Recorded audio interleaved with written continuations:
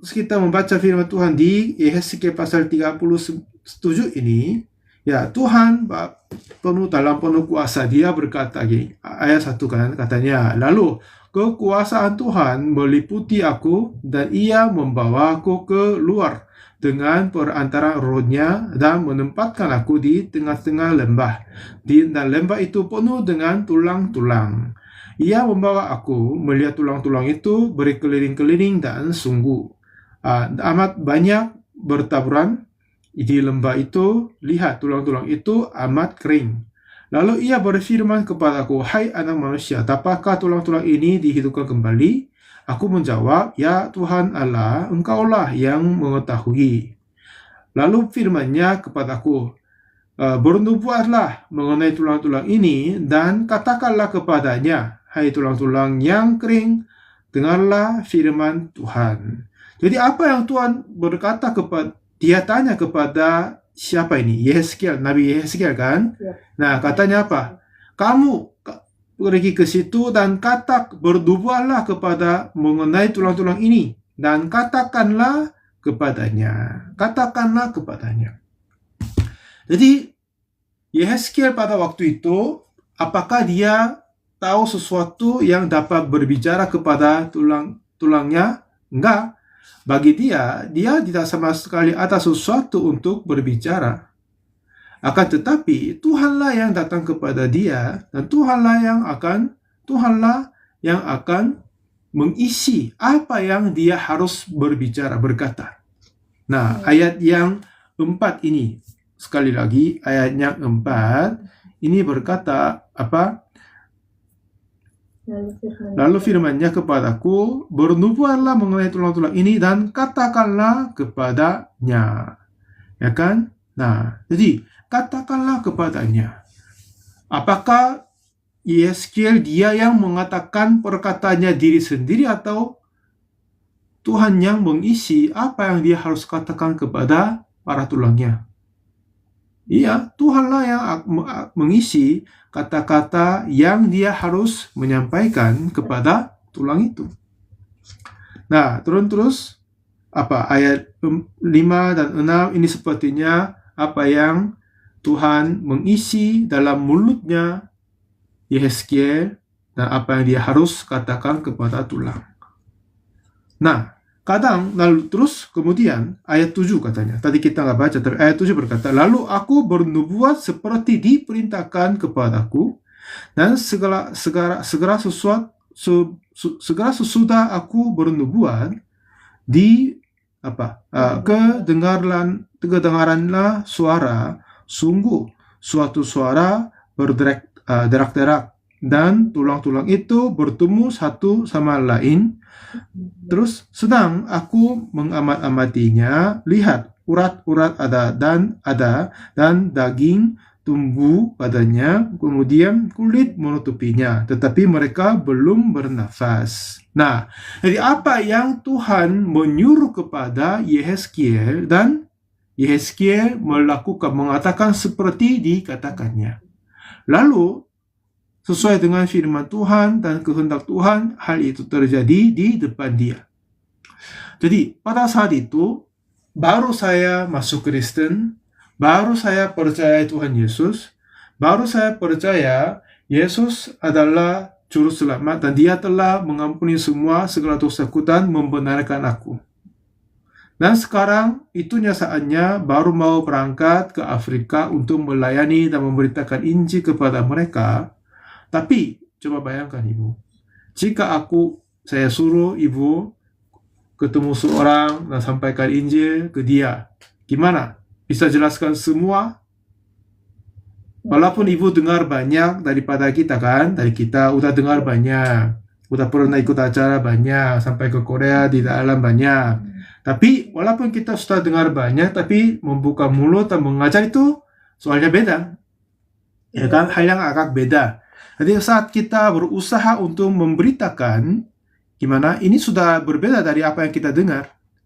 Ini saat kita dengar, sepertinya kita sudah, ini pernah dengar, ini apa maksudnya, jawabnya, semuanya kita sudah tahu, kita bisa merasa begitu. Tapi saat kita mau mengajar dan menyampaikan, wah ini susah juga, ya kan? Itu susah juga. Nah, jadi dalam hatiku juga khawatir begitu. Poin yang saya khawatir itu begitu.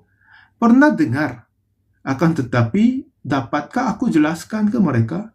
Dapatkah aku bisa menyampaikan sampai mereka bertobat, mengerti, dan percaya? Waduh, ini belum yakin saya. Belum tahu saya ini. Tapi setelah saya membaca firman Tuhan ini, saya mulai pikir begitu. Iya, Yehezkiel memang ini adalah seorang nabi yang mengenal firman Tuhan yang baik sekali pasti. Dan pernah ajar, pernah mengalami. Tapi bagi dia menghidupkan yang mati, pernah nggak? Belum pernah. Walaupun dia sudah terbiasa pelayanan, walaupun dia sudah terbiasa untuk bernubuat semuanya, akan tetapi hal yang dia menghidupkan kembali tulang kering, yaitu banyak orang yang telah mati itu, ini soalnya berbeda. Tapi Tuhan suruh kepada dia, katakanlah, bernubuatlah mengenai tulang-tulang itu, dan katakanlah kepada mereka yang seperti yang dia suruh kepada dia. Dan apa yang saya heran itu, ayat 7 tadi. Ayat 7. Lalu aku bernubuat seperti diperintahkan kepadaku, dan segala sesuatu aku bernubuat, kedengaranlah suara sungguh, suatu suara berderak-derak, dan tulang-tulang itu bertemu satu sama lain. Yang saya heran itu adalah itu. Lalu aku bernubuat seperti diperintahkan kepadaku, katanya. Ya, walaupun kadang gitu. Walaupun kita dengar firman Tuhan, agak sulit ngomong begitu, agak sulit menghafalkan begitu. Karena dalam diri hati saya tidak bisa ngerti. Dalam diri hati saya tidak bisa terima. Dalam diri hati saya, sepertinya ini tidak akan mungkin bisa. Kita sendiri berpikir begitu. Jadi, mengeluarkan dengan mulut kita, ini terasa agak tidak biasa dan terasa susah juga. Tapi yang herannya, siapa? Yang Yehezkiel ini, dia bernubuat seperti diperintahkan kepadaku. Jadi, lalu, dan bagaimana dengan hati, apakah orang ini dapat bernubuat seperti yang diperintahkannya? Oke, orang ini memang nabi, mengenal Tuhan, dan apapun dia dengar daripada Tuhan, inilah orang yang sudah siap untuk menyampaikan segala sesuai dengan apa yang dia dengar, apa yang dia perintahkan. Inilah kayak kuncinya bagaimana kita dapat mengadakan pekerjaan Allah di dalam hidup kita dan di depan hidup kita.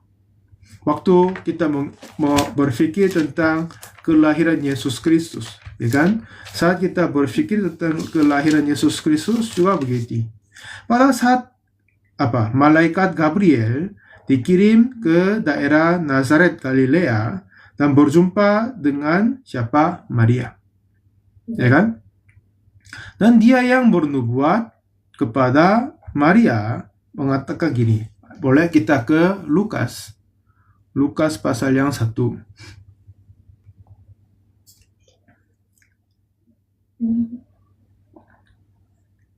Lukas pasal 1 ayatnya 26 berkata demikian.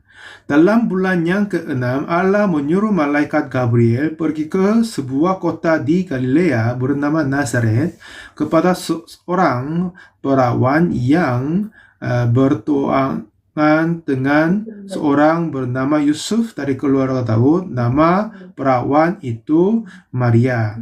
Ketika malaikat itu masuk ke rumah Maria, ia berkata, "Salam, hai engkau yang dikaruniai, Tuhan menyertai engkau." Maria terkejut mendengar perkataan itu, lalu bertanya di dalam hatinya, apakah arti salam itu? Kata malaikat itu kepadanya, "Jangan takut, hai Maria, sebab engkau beroleh kasih karunia di hadapan Allah. Sesungguhnya engkau akan mengandung dan akan melahirkan seorang anak laki-laki, dan hendaklah engkau menamai dia Yesus. Ia akan menjadi besar dan akan disebut anak Allah yang Maha Tinggi, dan Tuhan Allah akan mengaruniakan kepadanya harta Daud, bapa leluhurnya, dan ia akan menjadi raja atas kaum keturunan Yakub sampai selama-lamanya, dan kerajaannya tidak akan berkesudahan. Nah, ini semua firman yang disampaikan dengan mulutnya siapa? Gabriel. Tapi anak darah itu ya, anak perempuan darah, belum nikah, belum mengenal laki-laki, belum pernah bersetubuh. Setahu dia, bagaimana hal itu mungkin terjadi kan? Dia tidak akan mungkin memikirkan hal itu mungkin terjadi. Jadi, semua firman yang disampaikan oleh malaikat itu memang luar biasa. Itu memang luar biasa, tapi soalnya dia tidak bisa mengerti. Dia tidak bisa percaya. Jadi, apa yang dia berkata kepada Maria, berkata kepada malaikat itu? Ayat 34, boleh nggak Ibu baca? Lukas 1 ayat 2, ayat 34. Kata Maria kepada malaikat itu, bagaimana hal itu mungkin terjadi karena aku belum bersuami. Ya, ini memang jawabnya sangat masuk akal bagi kita manusia. Bagaimana hal itu mungkin terjadi? Itu mungkin terjadi karena aku belum bersuami. Iya kan? Ya, ini apa reaksi atau jawab yang apa? Ngeheng, Pak. Apanya?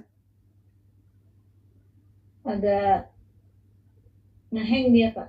Iya, inilah jawab yang kita bisa paham, ya kan? Jawaban yang kita bisa paham karena ini seorang perempuan dan seorang manusia belum pernah melihat hal itu terjadi. Sebelum perempuan menikah sama laki-laki atau sebelum dia bersetubuh dengan laki-laki, bagaimana mungkin dia dapat hamil dan melahirkan anak? Tidak mungkin itu. Jadi sesuai dengan masuk akal dia menjawab kepada malaikatnya seperti ayat 34 tadi, bagaimanakah hal itu mungkin terjadi? Karena aku belum bersuami. Jadi jawab itu masuk akal bagi kita. Kita merasa masuk akal. Tetapi walaupun ini bagi Maria masuk akal, tapi bagi Tuhan gimana? Ini perkataan yang salah, melawan firman Tuhan. Nah, lalu ayat 35, jawab malaikat itu kepadanya, Roh Kudus akan turun atasmu, dan kuasa Allah yang Maha Tinggi akan menaungi engkau, sebab itu anak yang akan kau lahirkan itu akan disebut kudus, anak Allah. Nah, turut ayat 37, sebab bagi Allah tidak ada yang mustahil. Setelah malaikat menyampaikan sampai begitu, lalu apa yang Maria berkata, menjawab kepada malaikat itu? Coba boleh Ibu baca ayat 38.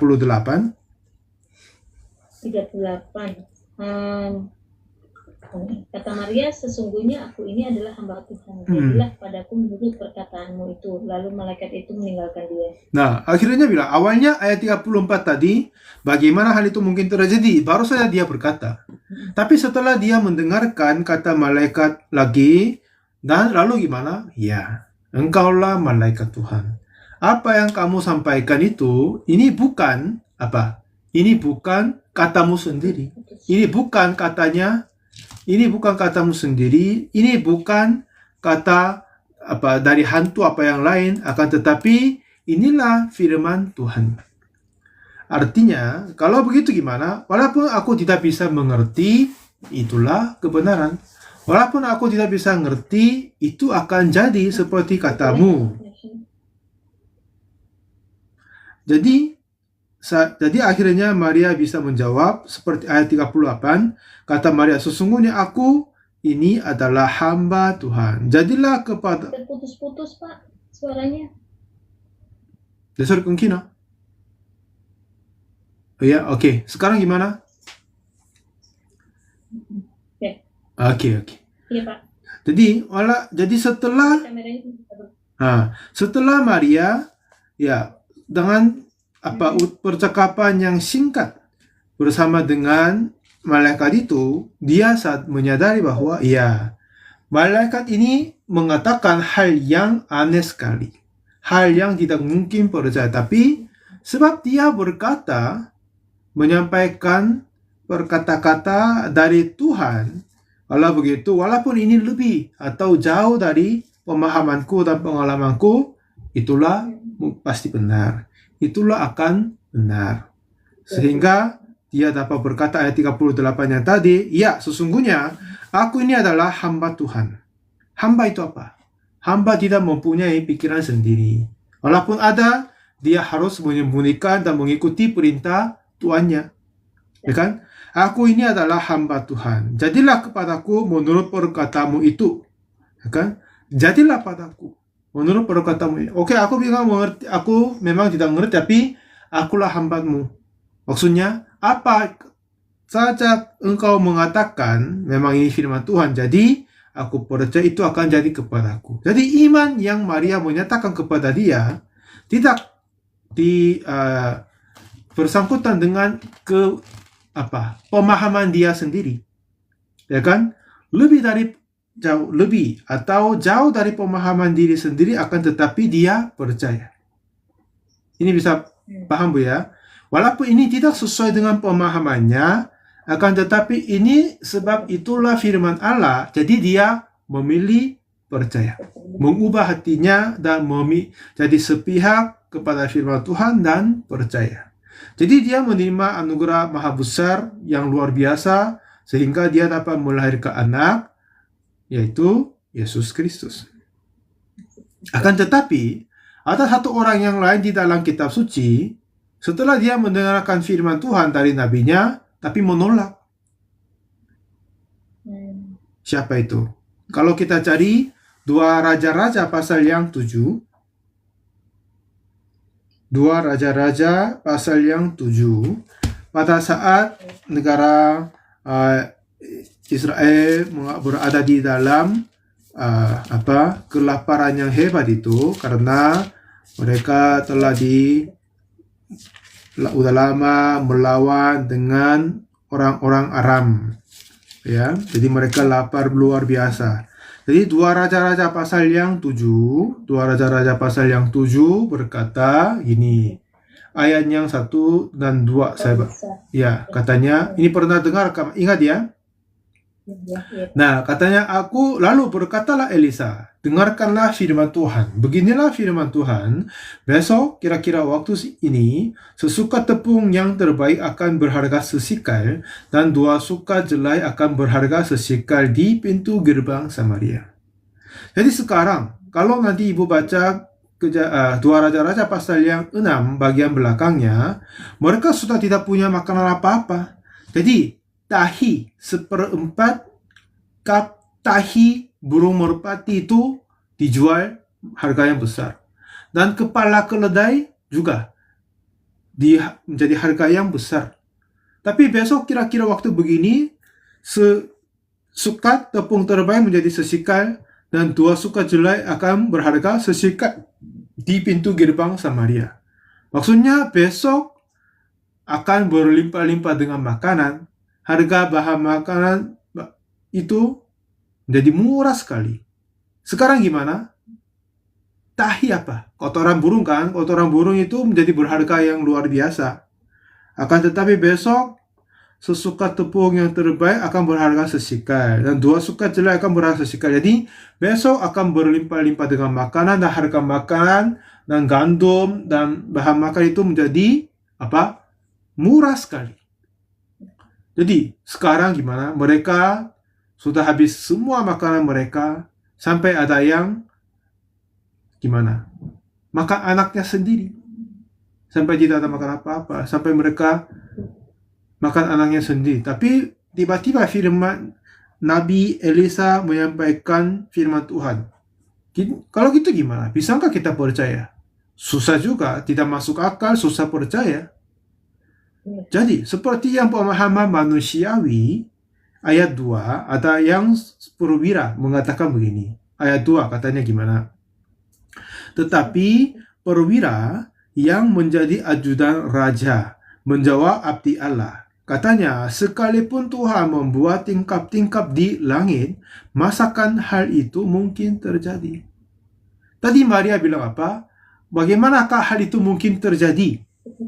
Nah, lalu perwira ini berkata, sekalipun Tuhan membuat tingkap-tingkap di langit, masakah hal itu mungkin terjadi? Dua-duanya awalnya dua-duanya mengatakan sama, itu tidak akan mungkin terjadi.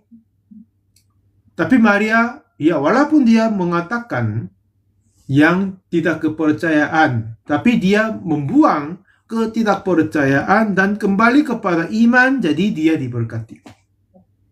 Tapi perwira yang ajudan raja ini tidak bertobat dari pikirannya dan ketidakpercayaannya. Jadi apa yang Elisa berkata bagian belakang ayat 2 yang tadi, katanya Elisa, sesungguhnya engkau akan melihatnya dengan matamu sendiri, tetapi tidak akan makan apa-apa daripadanya. Nah, jadi kamu katanya apa? Kamu lihat tapi tidak akan makan. Ini kata dia. Kalau begitu di sana pun jika perwira ini bertobat, saya lupa engkau adalah abdi Allah.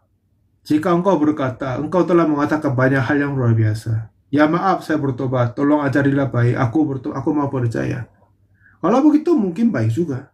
Tapi sampai akhir-akhirnya dia tidak. Lalu apa yang terjadi kepada dia? Ayat yang 16 coba. Apa yang terjadi semuanya ibu udah tahu kan? Kita udah tahu ya kan? Ya, ada 4 orang sakit kusta berjalan ke perkemahan Aram dan Tuhan membuat suara besar sehingga mereka kabur semua kan? Lalu keempat orang penyakit kusta, sakit kusta masuk ke perkemahan Aram, makan, ternyata kosong semua. Jadi dia makan, ambil harta, lalu mereka pikir, aduh ini tidak baik kita sendiri yang makan. Kabarkan itu ke kota Samaria, jadi semua orang pergi keluar, ambil makanan, bahan, dan harta, emas, dan semua dari perkemahan Aram. Ya kan? Nah, ini terjadi. Nah, lalu ayat 16, ya kan? Ayat 16. 2 Raja-Raja pasal 7 ayat 16 berkata, maka keluarlah penduduk kota itu menjara tempat perkemahan orang Aram. Karena itu, sesukat tepung yang terbaik harga sesikal, dan 2 sukat jelai berharga sesikal, sesuai dengan firman Tuhan. Ya kan? Iya, seperti apa yang terjadi yang tadi dengan keempat orang sakit kusta, firman Allah yang disampaikan oleh Nabi Elisa itu terjadi. Katanya ayat 16 bagian belakang, sesuai dengan firman Tuhan. Terus, ayat 17 berkata apa? Adapun raja telah menempatkan perwira yang menjadi ajudannya itu mengawasi pintu gerbang, tetapi rakyat menginjak-injak dia di pintu gerbang, lalu ia mati, sesuai dengan perkataan abdi Allah. Kan? Yang mengatakannya pada waktu raja datang menempatkan dia. Nah, jadi apa tadi pasal 2? Elisa mengatakan kepada perwira itu, kamu akan melihat tapi tidak akan memakannya. Jadi perwira ini melihat bahwa sesukat tepung terbaik berharga sesikal, 2 sukat jelai berharga sesikal, tapi dia tidak bisa menikmati, tidak bisa makan, malah dia diinjak rakyat dan mati. Ya kan? Rakyat dan mati. Nah, ayat 19 dan 20, ya habis saya baca lagi. Pada waktu itu, ayat 19, waktu itu si perwira menjawab abdi Allah itu, sekalipun Tuhan membuat tingkap-tingkap di langit, masakah hal itu mungkin terjadi? Tetapi Elisa berkata, sesungguhnya engkau akan melihatnya dengan matamu sendiri, tetapi tidak akan makan apa-apa daripadanya. Demikianlah terjadi pada orang itu. Rakyat menginjak-injak dia di pintu gerbang, lalu matilah ia. Nah, maksudnya, setelah orang dengarkan, jadi apa itu bedanya perwira ini sama Maria? Awalnya dua-duanya tidak percaya dari kata Tuhan. Akan tetapi setelah Maria itu akhir-akhirnya mengubah pikirannya dan percaya. Bertobat dan menjadi percaya. Jadi dia menerima anugerah yang maha besar dan alami pekerjaan Allah yang luar biasa. Perwira ini sampai akhir-akhirnya tidak percaya, tidak bertobat, sehingga dia dihukum dan mati. Nah, jadi pada saat kita melihat, memang kita adalah seseorang yang berpikir dan menerima apa yang cocok dengan pikiran kita. Tetapi kenapa iman Maria itu yang baik adalah, walaupun ini tidak sepertinya mungkin, tapi dia terima. Dia percaya, walaupun melebihi daripada pemahamannya, pikirannya, dan pengalamannya. Inilah iman sesungguhnya. Tidak berdasarkan apa-apa, tapi dia percaya. Ya kan? Nah, inilah iman yang Tuhan ingin mencari kepada kita juga. Tadi kita kembali ke Yehezkiel ya, Yehezkiel pasal 39 yang tadi. Waktu saya membaca firman Tuhan di Yehezkiel pasal 37 itu, saya kagum karena Elisa berkata sesuai dengan perintah Allah kepadanya. Awalnya saya tidak mengerti. Ya, kenapa? Bagaimana mungkin dia bisa mengatakan, ya, jika Tuhan berkata kepadaku, berdoalah dan katakanlah kepada tulang supaya mereka dihidupkan kembali. Apakah saya bisa mengatakan kepadanya? Apakah saya bisa berbicara kepadanya? Sejujurnya saya belum yakin ini. Secara teori harus, tapi pasti saya pada saatnya mungkin pikir, kalau saya berkata begitu, nanti nggak jadi apa-apa. Nanti aku yang malu, ini gimana? Pasti saya pikir begitu kan? Pasti gimana? Yehezkiel pun pasti waktu itu akan berpikir begitu. Akan tetapi pada saat Tuhan mengatakan kepadanya, gimana? Pada saat Tuhan mengatakan kepadanya, apa? Katakanlah dan bernubuatlah dan katakanlah kepadanya bahwa tulang-tulang itu sendiri. Nah, coba ayat 4 ya, Yehezkiel pasal 37 ayatnya 4. Lalu firman-Nya kepadaku, bernubuatlah mengenai tulang-tulang ini dan katakanlah kepadanya, hai tulang-tulang yang kering, dengarlah firman Tuhan. Lalu ayat 7, lalu aku bernubuat seperti diperintahkan kepadaku, dan segera sesudah aku bernubuat, kedengaranlah suara, sungguh, katanya apa?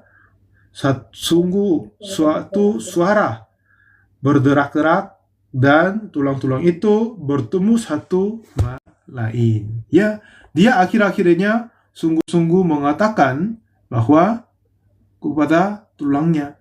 Nah, waktu saya membaca dan mengingat ini dan pikir terus, ya, apa yang saya harus melakukan di tempat pelayanan? Apa yang saya melakukan itu, ya, bukan yang saya berusaha menciptakan kata-kata yang manis sampaikan ke mereka, tetapi pastilah akan Tuhan mengisi sesuatu firman Tuhan kepada mulutku. Pastilah Tuhan akan memberikan sesuatu yang saya harus kerjakan di sana. Dan tinggal aku sampaikan ke mereka. Walaupun ini kelihatannya tidak masuk akal, walaupun ini susah percaya, susah mengerti, susah terima, tetapi kita mengimani dulu, percaya dulu, dan sampaikan. Kalau begitu tulang-tulang yang mati ini, kering ini akan dihidup kembali. Dengan begitu saya bisa pikir gini, oh iya, siapa itu tulang-tulang yang kering? Tulang-tulang yang sudah mati dan sudah kering. Biasa seperti Opung bilang kan, hujan ini hujan alam, hujan yang berkat Tuhan. Hujan kenapa? Airnya biasanya di dalam kitab suci, air ini sering berarti firman Tuhan. Tulang yang kering berarti dia telah mati dan sudah lama tidak pernah kedengaran suara firman Tuhan. Tapi maksudnya secara jiwa, secara kerohanian, mereka adalah seseorang yang berdosa dan belum kenal Tuhan. Akan tetapi kepada mereka, jika kita sampaikan firman yang diperintahkan Allah kepada kita, Iya, ini kelihatannya tidak masuk akal, sepertinya tidak masuk akal, akan tetapi saat kita sampaikan melalui firman Tuhan yang Tuhan telah akan memberikan kepada kita, di sana akan ada pekerjaan Allah, di sana ada kayaknya mujizat, di sana ada kemenangan. Jadi inilah satu-satunya Tuhan yang saya dapat sebelum saya berangkat, dan baik hati saya bisa berangkat, ya, dengan tenang saya bisa berangkat. Jadi gini, Elisa, Yehezkiel, bagi saya aku lihat dia pun begitu. Ya, saya kaget juga. Bagaimana dia bisa berkata kepada tulang? Tulang punya telinga, tulang punya mata melihat aku, tulang ini pun punya telinga buat dengar aku, bagiku, enggak kan? Tapi dia berkata, bernubuat seperti diperintahkan kepadanya. Nah, jadi apa yang saya pikir gitu, iya, itu Tuhanlah akan memberikan. Dan pada saat Tuhan memberikan hati melalui tengah hatinya Tuhan langsung, atau dalam doa, dalam pembacaan firman, atau dalam dengan pengantaran hamba Tuhan, atau dalam gereja pun, iya, kalau begitu, walaupun ini tidak bisa dipahami, akan tetapi coba aku ikut, di sana akan pekerjaan Allah. Jadi itu akan menjadi sebuah yang berkat yang baik bagi kita. Jadi Ibu, malam hari ini coba kita berpikir seperti Yehezkiel bernubuat seperti diperintahkan kepadanya saat kita mendengarkan firman, dan Tuhan juga yang ingin kita menyampaikan ini kepada orang. Buat kita percaya bahwa kita tidak punya dosa lagi, kita telah ditebus untuk selamanya. Awalnya ini susah mengerti juga kan? Tetapi kita percaya. Dan bagi banyak orang yang masih belum percaya, jika kita menyampaikan hal ini, bagi mereka pun merasa aneh. Tapi jika kita menyampaikan terus, dan saat mereka membuka hati dan menerima dan dengan percaya, ya, pekerjaan Tuhan yang luar biasa akan terjadi ke mereka juga. Ya kan?